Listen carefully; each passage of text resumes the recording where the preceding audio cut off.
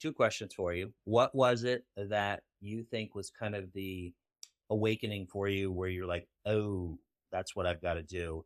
And what would you tell officers that are working special victim cases like this that they need to, what's the biggest mistake that they make? So I think for me, because I had been doing the child abuse and, started doing this, we weren't assigning domestic violence cases or anything up in detectives when I was a detective. That's changed. We assigned those cases now.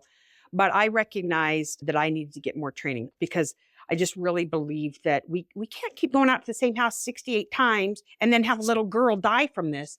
So I started going to trainings, and actually our shelter at the time, I think some people there, they either went, she's a real screw up, or we see some potential in her. I don't know which one they thought I was, but they're like, hey, do you want to go to some free training with us? And I was the cop they picked to do that. And so I did. I started going to some training, and I started learning, and I started training the department, started writing policy and just changing that. And then a lot of the sexual assault cases started coming in, and those weren't going anywhere. I wasn't, because I didn't get it. I didn't get what was going on with those victims.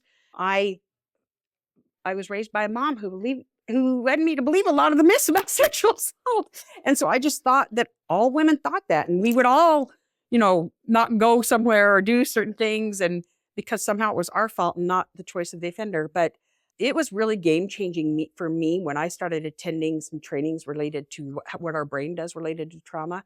And I would tell any officer, whether it's sexual assault, whether it's any officer, it doesn't matter if it's a person's crime or not. Trauma is trauma is trauma. Our trauma, whether you're a combat veteran, whether you're a war veteran, whether you've been through a natural disaster, whether you've dealt with trauma as a child like I did, trauma is trauma is trauma. And if you can get training on what the brain does in a traumatic situation, you will have so much more empathy for the people that you are serving, but you'll do so much better for the people you are serving, because the expectations you have for them, the reality of what they can give you and what they do remember or don't remember will change. The way you do your documentation to document trauma as part of your case will change.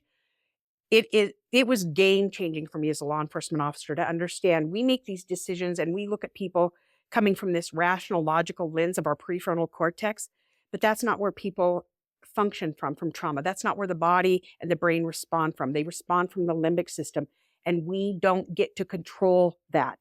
So we don't get a control if our body goes into tonic immobility and we can't yell and we can't move our body and we can't move our limbs.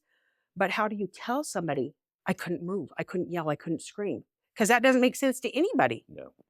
And when you understand that, and when we can listen for that, we're like, that's evidence in my case. Why would somebody have that happen if something didn't happen to them? But it's also helps us to understand our own trauma way beyond freeze, way beyond fight and flight. And that empathetic lens, that trauma-informed lens, will enhance your investigations, it'll enhance interviews, it'll enhance everything you do in your personal and professional life.